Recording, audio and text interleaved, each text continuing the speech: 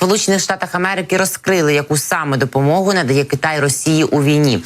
70% верстатів, які імпортує Росія, походять з Китаю, як і 90% мікроелектроніки. США та країни Заходу стурбовані підтримкою Китаєм оборонно-промислової бази Росії. Пекін допомагає Москві виробляти зброю. Як розповідає державний секретар США Ентоні Блінкен під час спільної прес-конференції з генеральним секретарем НАТО Єнсом Столтенбергом, союзники запроваджують нові санкції проти країни-агресорки для припинення війни проти України. Крім того, партнери Києва пильно стежать за країнами, які підтримують оборонно-промислову базу і таким чином дозволяють Кремлю продовжувати війну. Хоча Пекін не постачає прямо зброю в Росію, він надає критично важливу підтримку. Так, 70% верстатів, які імпортує Росія, походять з Китаю. 90% мікроелектроніки надходить з Китаю, і це дозволяє Росії підтримувати свою оборонно-промислову базу, підтримувати військову машину, щоб продовжувати війну. Так, це має припинитись. Також США та Захід працюють, нагадаю, над конфіскацією російських активів у країнах Європи та наданням Україні 50 мільярдів доларів додаткової допомоги. Кілька днів тому союзники провели дуже ефективну конференцію з питань відновлення, на якій розглядали інші форми підтримки України, зокрема в енергетичному секторі, додав Блінкен.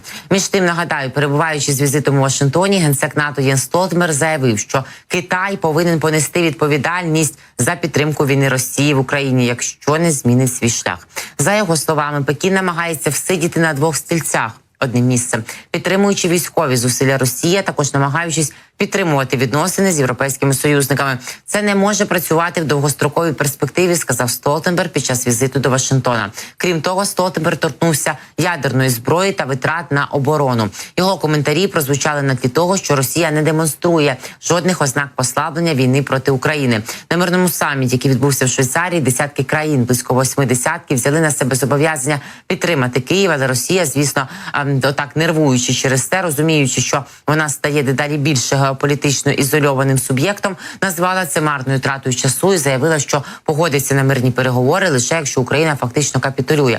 Відповідаючи на питання про те, що можуть члени НАТО зробити щодо підтримки Китаєм Росії, Столтенберг сказав, що ведуться розмови про можливі санкції. Він додав, Китай ділиться багатьма технологіями, зокрема мікроелектронікою, які є ключовими для Росії для створення ракет, зброї, яку вона використовує проти України. І зауважив, що на якомусь етапі ми повинні розглянути певні економічні заходи, якщо Китай не змінить свою поведінку. Пекін вже перебуває під деякими санкціями за підтримку Росії. Минулого місяця, нагадаю, Штати оголосили про обмеження, які стосуватимуться близько 20 компаній, що базуються в Китаї та Гонконгу. Китай захищає свій бізнес з Москвою, заявляючи, що не продає летальної зброї та обачливо ставиться до експорту товарів подвійного призначення відповідно до законів і правил.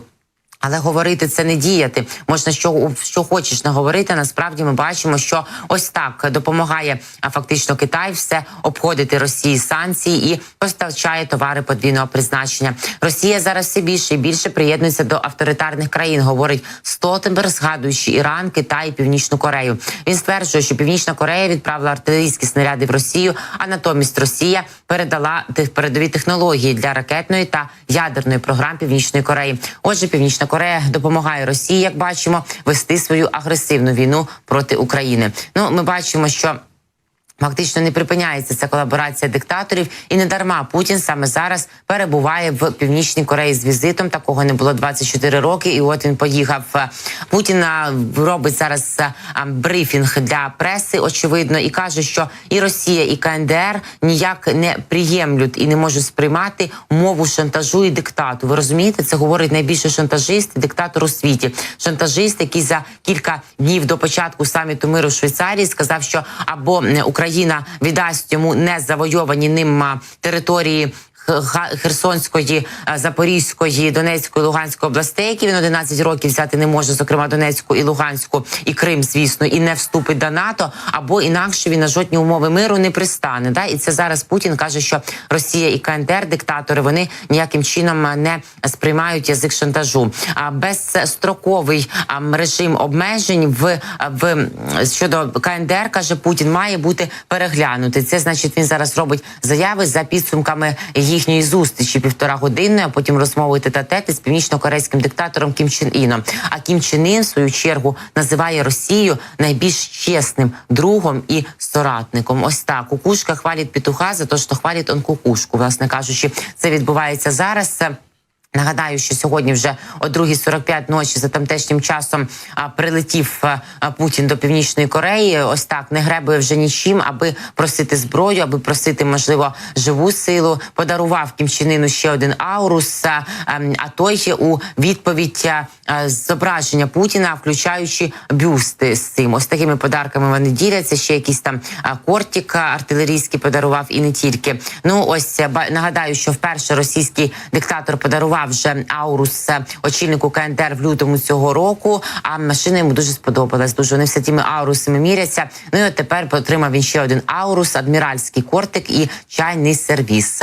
А помічник президента так званого Російської Федерації Ушаков заявив, що подарунки отримав і Путін, і вони пов'язані з зображенням самого президента. Кілька варіантів є зображення, ну вони ж там і білборди порозклеювали своїми фотографіями. При цьому всьому достатньо художні, каже Ушаков, ці зображення. Ну там не помилися, там же і двійники, і взагалі ж моль малювати не складно, що ж там нема ніяких чітких рис обличчя. Зато є чіткі риси шантажу і диктатури, і намагання загарбати чужі території без кінця і без краю. От бюсти. Напевно, розставить Путін бюсти навколо себе в своїх бункерах і буде ними милуватися.